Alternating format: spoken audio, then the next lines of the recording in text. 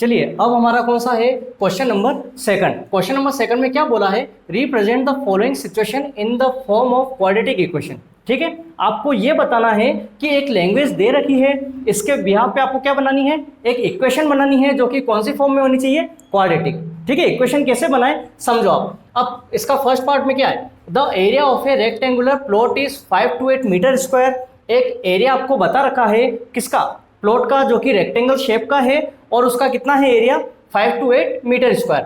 The length of the plot is 1 more than twice its breadth, we need to find the length and breadth. अब देखो क्या find करना है, एक तो लेंथ फाइंड करनी है और ब्रेथ करनी। तो जब हमें नहीं पता तो आप क्या करेंगे, सबसे पहले लेट करेंगे। अब क्वेश्चन ये उठता है कि पहले लेंथ लें या ब्रेथ लें। लैंग्वेज में क्या बोला गया है, लैंग्वेज में ये बोला है कि लेंथ जो है, कंपैरिजन हम किससे कर रहे हैं, ब्रेथ से। मतलब लेंथ जो है ब्रेथ की डबल टाइम लिख रखा है ना, ट्वाइस है, फिर उससे एक ज्यादा है, मतलब इससे कंपेयर कर रहे हैं अपन। तो एक बात बताओ, जब हमें यही पता नहीं तो ये कैसे पता कर सकते हैं, है ना। इसकी हमें पता ही नहीं ब्रेथ कितनी। तो सबसे पहले आप यहाँ पे ये ले लो, लेंथ ब्रेथ कितनी मान लो आप, एक्स ले लो। ठीक है, उसके बाद में लेंथ। अब लेंथ के लिए आपको ये कहा गया है कि जो ब्रेथ है, देखो क्या बोला है, length of the plot, plot की लेंथ कितनी, इज 1 more than, मतलब एक ज्यादा। ठीक है, more than twice its breath, मतलब ट्वाइस बोले तो डबल टाइम। तो एक्स का मैं ऐसा लिख सकता हूँ, 2x लिख सकते हैं, ट्वाइस मतलब लेंथ का डबल टाइम। तो कितना हो गया 2x, और आगे बोला है 1 more than, मतलब लिख सकते हैं अपन। ठीक है, क्या हो गया कि ब्रेथ का डबल ट्वाइस और प्लस एक ज्यादा 1 more than, तो कितना हो गया +1, है ना। तो अब उसने क्या बोला है, अकॉर्डिंग टू द क्वेश्चन। अब इसमें ये बोला गया है, आपको क्या दे रखा है, एरिया। ठीक है, यहां पे दे रखा है ना, आप भले चाहें तो लिख दें, area of a rectangular plot. ठीक है, एरिया आपको ये बता रखा है रेक्टेंगुलर प्लॉट का कितना है, 5 to 8 मीटर स्क्वायर। आगे बस में 528 मीटर स्क्वायर आपको क्या बताया है एरिया। तो ध्यान रखना, प्लॉट तो चलो ठीक है, एरिया ऑफ रेक्टेंगल का फॉर्मूला क्या होता है, L मल्टीप्लाई बाय बी। आई बस में लंबाई इंटू चौड़ाई। तो अब कितना है 528। ठीक है, अब L देख लो कितना है 2x + 1, या फिर आप पहले वो लिख दो, ये लिख दो 2x + 1 और मल्टीप्लाई बाय या ब्रैकेट बना दो, क्या है x। समझ गया। ठीक है, L ये हो गया, B ये हो गया, इजिकल टू कितना 5 to 8। बार बार मीटर इसको लिखना जरूरी नहीं है, लास्ट में लिख देना आप। ठीक है, अब देखो अब क्या है, ये है कल ही अपन ने देखा था, मतलब इससे पहले जो क्लास हुई थी उसमें क्या था, x को मल्टीप्लाई 2x से भी करो, x को 1 से भी करो। x को 2x से किया 2x स्क्वायर, फिर x को 1 से किया, x 1 जा x, इजिकल टू कितना 5 to 8। ठीक है, अब आप एक चीज ध्यान रखना, मैं आपको बता चुका हूं, जब क्वाड्रेटिक इक्वेशन अपन देखते हैं क्या थी, ax square plus bx plus c, है ना। तो x स्क्वायर तो ये रहा, तो x स्क्वायर ये आ गया प्लस x ये आ गया, इक्वल में क्या चाहिए 0। तो 5 to 8 को आप यहाँ ले आओ, तो ये प्लस का है, इधर आया तो माइनस का 5 to 8 इजिकल टू 0। आगे पर्सन में तो ये हमारी इक्वेशन बन गई। अब इसे सोल्व नहीं करना है। आप सोचोगे सर फैक्टर कर सकते हैं, लेकिन उसने सोल्व करने को नहीं बोला, उसने क्या बोला, क्वाड्रेटिक इक्वेशन में आप लेके आ जाओ। तो ये हमारा क्या हो गया, एक इक्वेशन हो गई और हमारा क्वेश्चन सोल्व हो गया।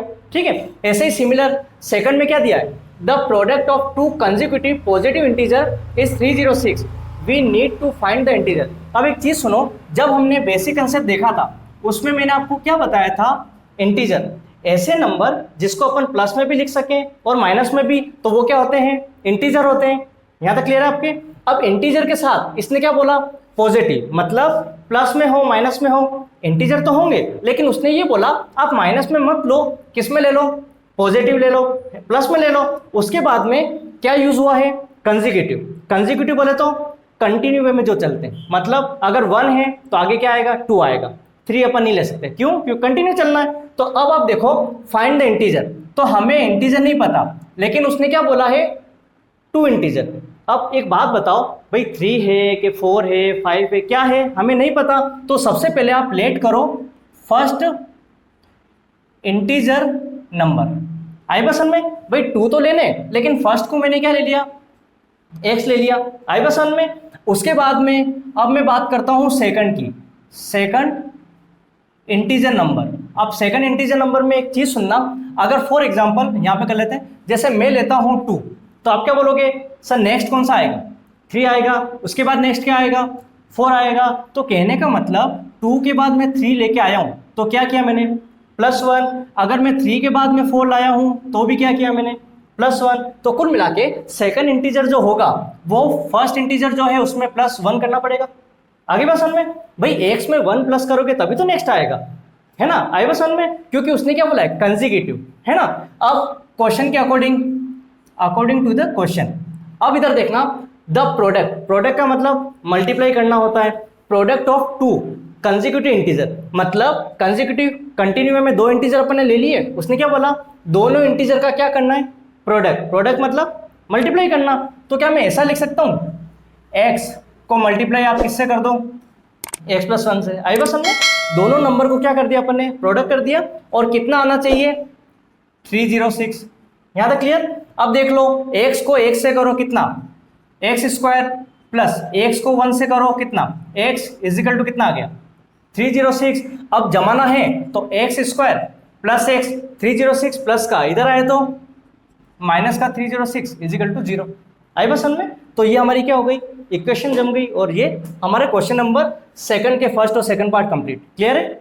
चलिए अब क्वेश्चन नंबर सेकंड का थर्ड पार्ट है हमारे, क्या दे रखा है, Rohan's mother is 26 year older than him. ठीक है, मतलब रोहन से जो है उसकी मम्मी कितनी बड़ी है, 26 ईयर। फिर बोला है the product of their ages in year 3 years from now, ठीक है, विल बी 360, और we would like to find Rohan present age. अब एक चीज सुनो, जब रोहन की एज ही हमें नहीं पता तो मदर की एज हम फाइंड कर ही नहीं सकते। तो सबसे पहले हम क्या बोलेंगे, लेट रोहन एज। ठीक है, रोहन एज को आप ले लो, एक्स ले लो, ठीक है, और उसके बाद में आप लिख दो हिज मदर एज। ठीक है, उसकी मम्मी क्या बोल रखा है, 26 ईयर ओल्डर। तो आप ऐसा लिख सकते हो x + 26 लिख सकते हैं अपन, है ना, क्योंकि रोहन तो 1 साल का है और मदर 26 बड़ी है, तो मतलब x + 26। और आप चाहो तो यहाँ पे ईयर्स आप लिख देना। ठीक, उसके बाद में बोला है 3 ईयर्स फ्रॉम नाउ, मतलब अभी से 3 साल के बाद क्या रहेगा, तो आप यहाँ लिख दो आफ्टर 3 ईयर्स, है ना, 3 साल के बाद। अब इसमें क्या है, सबसे पहले हम देखें रोहन की एज। अब एक बात बताओ, जब रोहन की एज जो मान लो 20 साल का है, 3 साल के बाद क्या होगा, 20 + 3 यही होगा। तो रोहन की एज आप ऐसा लिख सकते हो x + 3 ईयर्स। आई बस में, उसकी मम्मी की एज, हिज मदर एज, जो कि क्या हो जाएगी x + 26, तो क्या थी, प्रेजेंट थी, और उसके आगे 3 साल और आप क्या करो, इंक्रीज कर दो।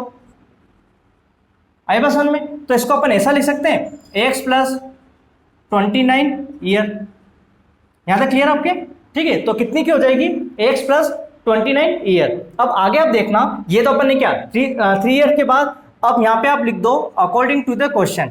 क्वेश्चन में क्या बोला गया है कि जो है ना, देखो रोहन की मदर की जो एज है वो कितनी, रोहन से 26 ईयर ओल्डर। फिर बोला है the product of their age, मतलब 3 साल के बाद जो आप एज निकाल रहे हो उसका क्या करना है, मल्टीप्लाई। क्या बोला उसने, प्रोडक्ट। तो प्रोडक्ट का मतलब क्या, अब इन पे फोकस करो, इन पे फोकस मत करना। क्यों, क्योंकि 3 साल के बाद की बात बता रहा है ना। तो यहाँ पे अपन ऐसा लिख सकते हैं x + 3, ये आ गया, और अब ये मत लिखना, ये अपना आ चुका है, तो x + 29।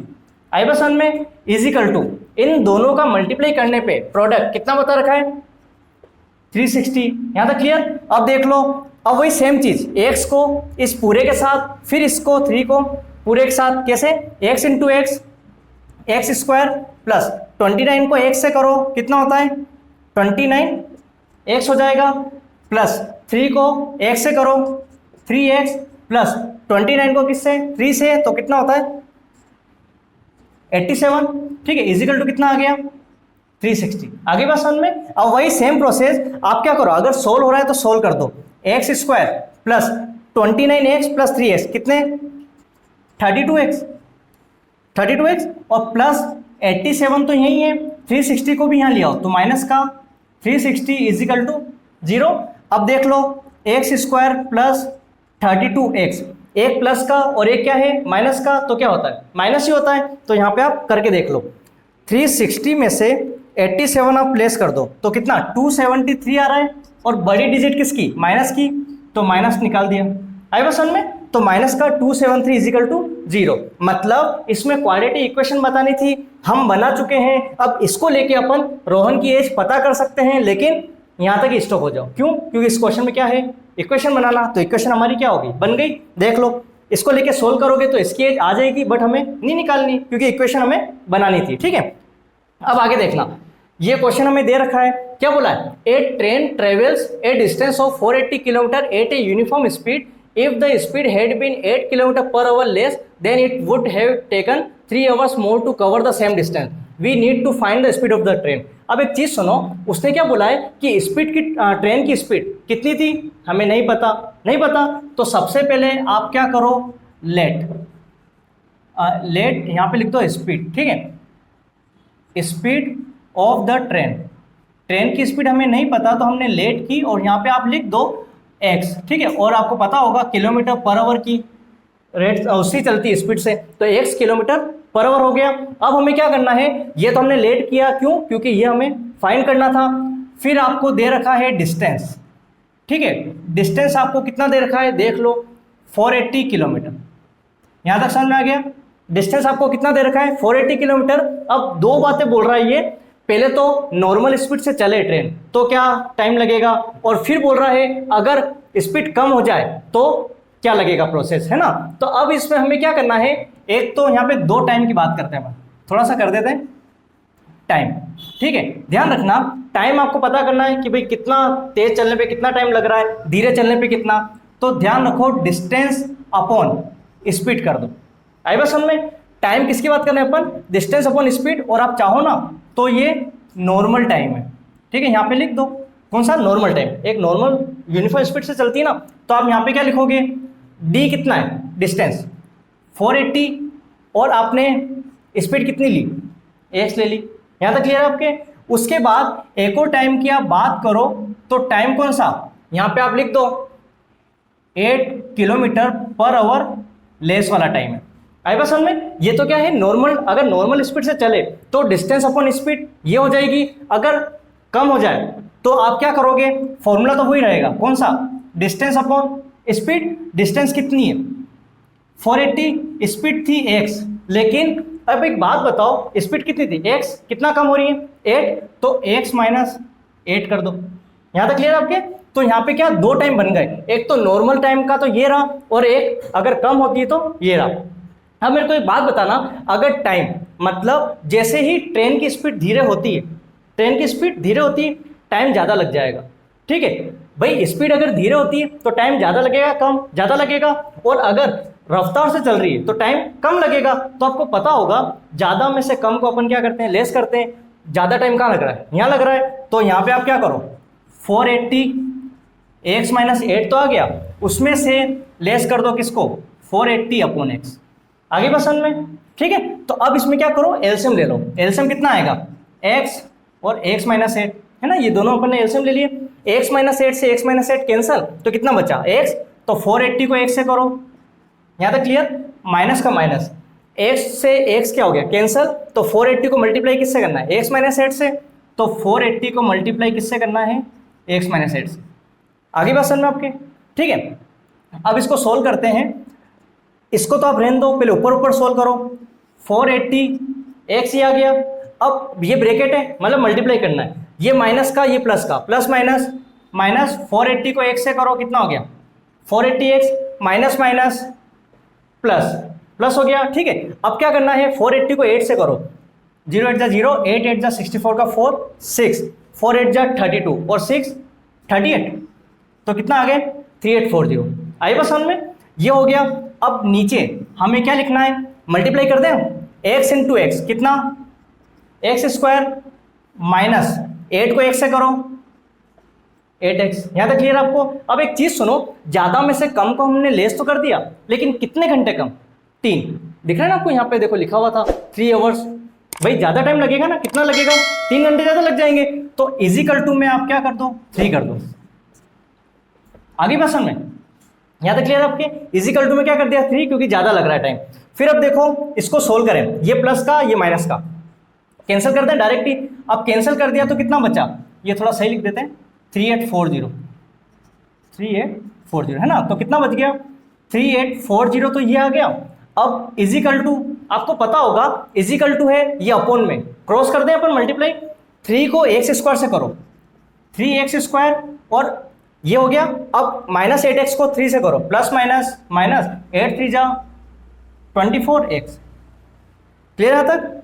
ठीक है, ये हो गया। अब आपको पता होगा क्या जमानी इक्वेशन, जब भी इक्वेशन आप जमाते हो तो x² कभी भी माइनस का नहीं होना चाहिए, प्लस का ही होना चाहिए। तो मतलब अगर आप यहाँ लाते हो माइनस का हो जाएगा, तो आप यहाँ लाओ मत, इसको उधर ले जाओ। क्या करना है, इसको उधर ले जाओ। तो ऐसा लिख सकता हूँ 3x² माइनस का 24x, ये तो लिख दिया अपन ने, इसको उधर ले गए तो माइनस का 3840 आ गया, तो यहाँ क्या बच गया 0 बच गया, तो इक्वल यहाँ नहीं लगा के मैंने यहाँ लगा दिया। यहाँ तक क्लियर आपको? ठीक है, बस अब देख लो अगर कैंसिल हो रहा है क्या। देखो 8 और 4 कितने होते हैं 12, और 12 और 3 15। अब एक चीज सुनो, मैंने इसको प्लस क्यों किया, क्योंकि ये 3 से डिवाइड हो सकता है। तो अगर ये हो रहा है तो देख लो यहाँ भी हो रहा है ना, तो ये भी आंसर आपका करेक्ट है। और अगर एक और आंसर हो तो क्या हो सकता है, 3 का डिवाइड सब में कर दो, इसमें किया तो कितना आ रहा है x² माइनस 3 8 जा 24 8x माइनस 38 है, तो कितना 3 1 जा 3 3 2 जा 6 2 बचे 24 3 8 जा 24 और 0 का 0 आई बस समझ में। तो ये 3 का डिवाइड करके हमने आंसर निकाल दिया। बुक में अगर आंसर ये है तो भी करेक्ट है और ये है तो भी करेक्ट है। आया समझ में?